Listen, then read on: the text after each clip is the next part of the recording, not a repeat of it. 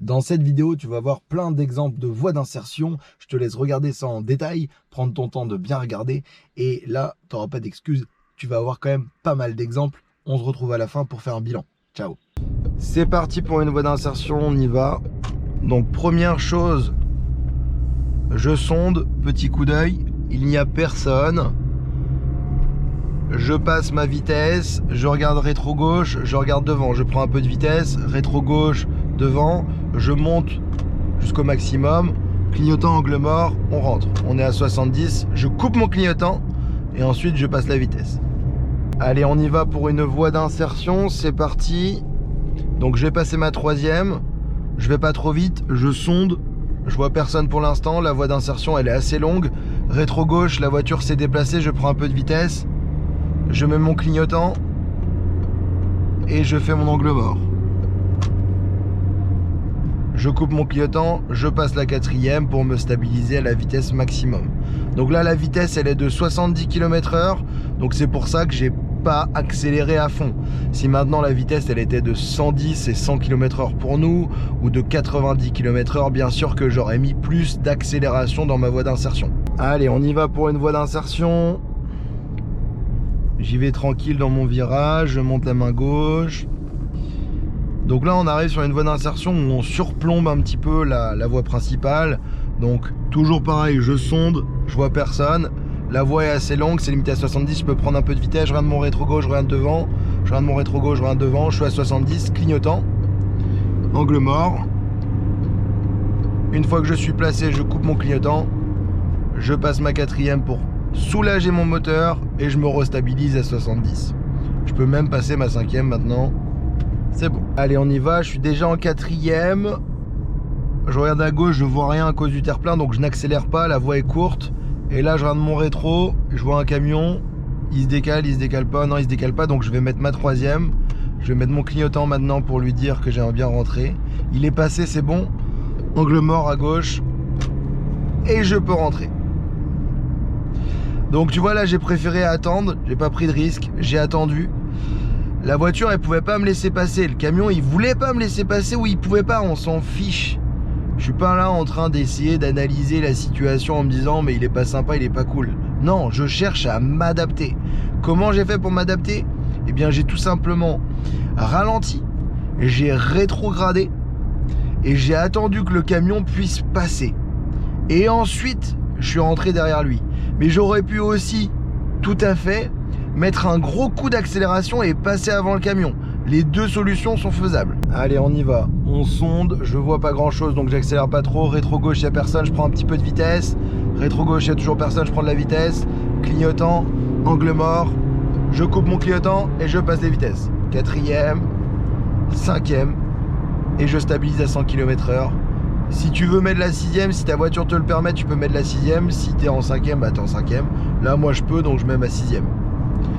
Donc tu vois, là, j'ai vraiment profité de ma voie d'insertion pour prendre de la vitesse.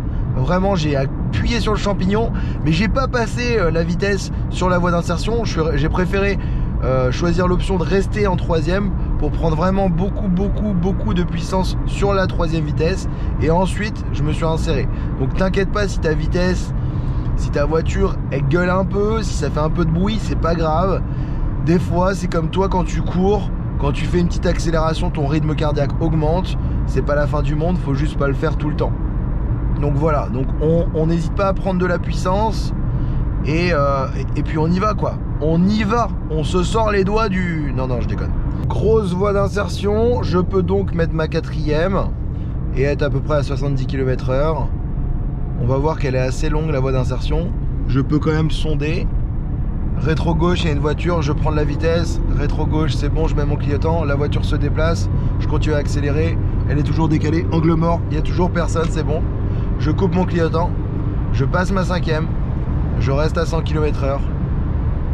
Et je passe ma sixième. Et je stabilise. Allez, on y va pour une voie d'insertion. Là, je suis en cinquième, je préfère me mettre une quatrième pour avoir un peu plus de puissance. Je sonde, il n'y a personne pour l'instant. Rétro gauche, il n'y a personne.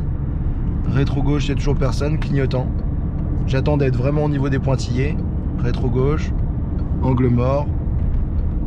pas d'excès de vitesse, je coupe mon clignotant, c'est limité 70, je passe ma 5e et je stabilise. Alors voie d'insertion très courte, je sonde à gauche. Pour l'instant je suis en 2e, je regarde mon rétro, il n'y a personne, je peux passer ma 3e, je prends un peu de vitesse, rétro gauche, je regarde devant, clignotant, je regarde devant, angle mort. Je coupe mon clignotant, je passe ma 4e, je suis légèrement en excès de vitesse, donc je viens restabiliser à 70 km/h. C'est pas grave si tu t'es mis légèrement en excès de vitesse pour t'insérer. Le principal, c'est que tu t'en rendes compte et que tu viennes te restabiliser. Allez, c'est parti pour une voie d'insertion. Je me trouve sur une grosse voie d'insertion. Je suis actuellement en 4e à 65 km/h. Je vais d'abord sonder. Pour l'instant, il n'y a personne. Ensuite, rétro-gauche, je regarde la route. Rétro-gauche, je regarde la route, je mets mon clignotant. Rétro-gauche, la route. Angle mort. Je coupe mon clignotant, je suis à 100 km/h, je peux passer la 5e. Je rentre dans mon rétro. Puis je passe la 6e, parce que sur ma voiture, je peux le faire. Allez, on part pour une voie d'insertion un petit peu courte. Donc c'est pour ça que je suis à 50 km/h en 3e. Je sonde. Il n'y a personne, je regarde rétro-gauche, c'est bon, rétro-gauche, c'est bon, rétro-gauche, c'est bon, clignotant, angle mort, je suis déjà à 80 km/h, je suis resté en 3e, je coupe mon clignotant, je passe la 4, je suis à 90, je peux passer maintenant la 5e et me stabiliser à 90. Donc j'ai fait le choix de rester en 3e pour pouvoir optimiser la puissance, mais aussi pas m'embêter avec des vitesses à passer. Bien sûr qu'avec l'expérience, si j'avais voulu, j'aurais pu tout à fait passer la 4e. Maintenant, sache que toi, à l'examen, en formation, on ne te demande pas de faire 3-4, tu fais comme tu veux. Un élève qui a fait conduite accompagnée, lui il est quand même beaucoup plus à l'aise et logiquement il devrait faire 3e, 4e sur sa voie d'insertion sans que ça lui pose aucun problème. Mais toi qui n'as pas fait peut-être beaucoup d'heures de conduite, c'est pas grave si tu restes sur la même vitesse, 3e ça va, c'est une bonne vitesse. Donc j'arrive dans un virage et également sur une voie d'insertion, là je suis resté en 4e, je sonde. Il n'y a personne pour l'instant, rétro-gauche, personne, clignotant, rétro-gauche, ok, angle mort, c'est bon, je suis à 78, je monte à 80 parce que c'est une route limitée à 80 et je me stabilise en 5e à 80, nickel. Donc je suis actuellement à 50 km/h, j'arrive sur une voie d'insertion assez courte, je suis donc en 3e à 50, on voit que la voie elle est quand même relativement courte. Je sonde, je vois pas grand chose, je rentre dans mon rétro, il n'y a personne, je mets mon clignotant, je prends un petit peu de vitesse, je fais le choix de rester en 3e et je fais un angle mort. Alors j'arrive sur une voie d'insertion, là actuellement je suis en 4e, j'ai pas une grosse visibilité, je viens sonder, je vois le camion, je vais ralentir un petit peu, j'ai arrêté d'accélérer, je préfère rentrer après le camion tranquille, il n'y a personne dans mon rétro, clignotant, angle mort. Si jamais j'avais été en galère, tu vois, j'aurais eu encore la voie d'insertion qui s'allonge, elle est encore là, hein. Elle est longue. Et là, tu vois, je suis à 90, je passe ma 5e tranquille et je vais monter jusqu'à 100. Sur ma voiture, je peux passer bien sûr la 6e. Voilà. Alors, j'arrive sur une voie d'insertion, donc là, je suis actuellement en 4e. J'accélère un petit peu parce qu'il y a une côte. La voie d'insertion a l'air assez longue. Angle mort, il y a une voiture dans mon rétro que j'ai vue, elle s'est décalée, donc je mets mon clignotant. Je prends un petit peu de vitesse. C'est bon, il n'y a toujours personne dans mon rétro. Allez, angle mort, on y va. On coupe le clignotant. On passe la 5e. On est bon.